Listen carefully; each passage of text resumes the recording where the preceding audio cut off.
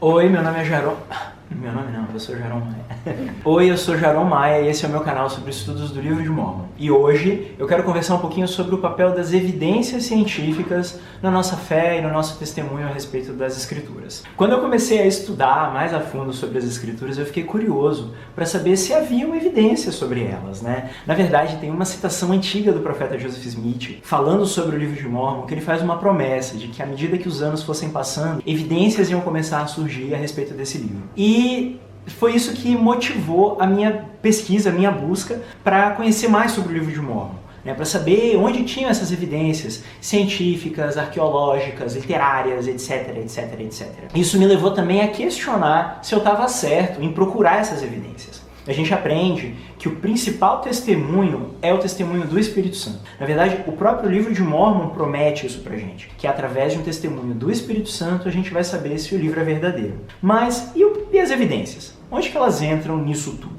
Acho que todo mundo que é membro da igreja já teve a experiência de compartilhar sobre o Livro de Mórmon com alguém e falar que era um registro antigo, escrito em placas, e que Joseph Smith traduziu esse registro pelo dom e poder de Deus, e a pessoa que está ouvindo fica curiosa, interessada a respeito do Livro de Mórmon. E aí a pessoa vem e pergunta, e o que aconteceu com essas placas? E aí na hora que você fala que foram devolvidas para o anjo e que até hoje estão sob a guarda do anjo, o interesse da pessoa passa. Parece que hoje em dia as pessoas precisam de provas palpáveis, né, de alguma coisa física para elas poderem tocar e saber que aquilo é verdade. Mas evidências físicas, científicas, não trazem testemunho para ninguém. Os estudos bíblicos são muito mais antigos do que os estudos do Livro de Mórmon e existe uma gama enorme de evidências sobre a Bíblia. Mas, ao mesmo tempo, à medida que vão surgindo evidências, surgem também algumas dúvidas. Até porque a história e a arqueologia não são ciências exatas. A interpretação de um cientista hoje pode ser muito diferente da interpretação de um cientista daqui a alguns anos. Às vezes o mesmo cientista muda de ideia.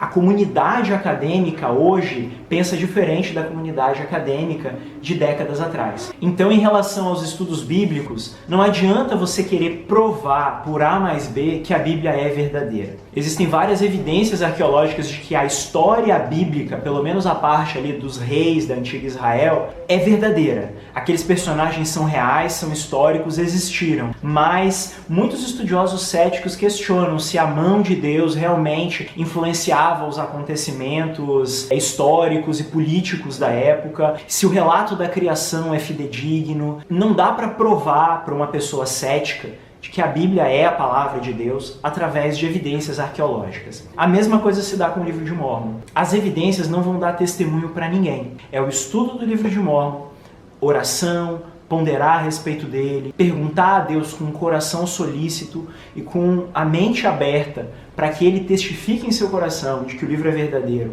Isso vai fazer com que você saiba que o Livro de Mórmon é verdadeiro. O Livro de Mórmon, lá no último finalzinho dele, em Moroni 10, versículo 5, fala assim: pelo poder do Espírito Santo, poder saber a verdade de todas as coisas. Qual é o papel da evidência, então? Quando a gente já tem um testemunho de que o Livro de Mórmon é verdadeiro, a evidência vem para complementar, ela vem para somar. Você não precisa de evidências arqueológicas para saber que o Livro de Mórmon é verdadeiro, mas as evidências arqueológicas vão te ajudar a entender melhor a história do Livro de Mórmon. O contexto em que essas pessoas viviam, como que era a sociedade naquela época, como que os nefitas e lamanitas se vestiam, quais eram as expectativas deles, como era a sociedade em que eles viviam, e vai aprofundar o seu conhecimento do Livro de Mórmon. Às vezes a visão que a gente tem do Capitão Moroni é de um guerreiro com uma armadura romana, igual de algumas figuras que a gente usa nas aulas da escola dominical. Mas na verdade, na América Antiga, não era dessa maneira que os guerreiros lutavam. Então, essa visão que a gente vai tendo do Livro de Mórmon vai mudando bastante. Desde que eu comecei a estudar o Livro de Mórmon dessa maneira, eu comecei a descobrir e redescobrir muitas coisas de explodir a cabeça no Livro de Mórmon.